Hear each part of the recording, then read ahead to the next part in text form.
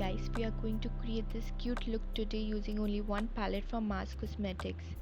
We will use the pink shade for transition, and using a brush like this we are going to build the color and blend it.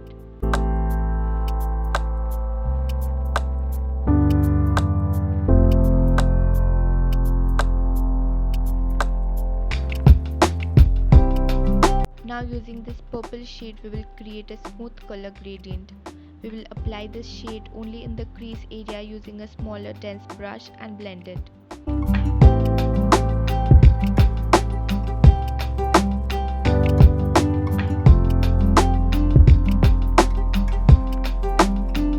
Taking this deep plum shade, we are going to apply it in the crease area again using the same brush as before for a precise blend. You can see this makes a good ombre type look with the pink and purple.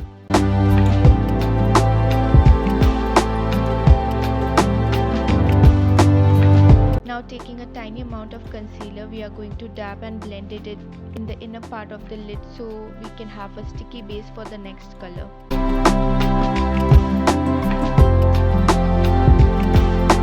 Using this yellow shade, we will dab it in so we get the most color payoff.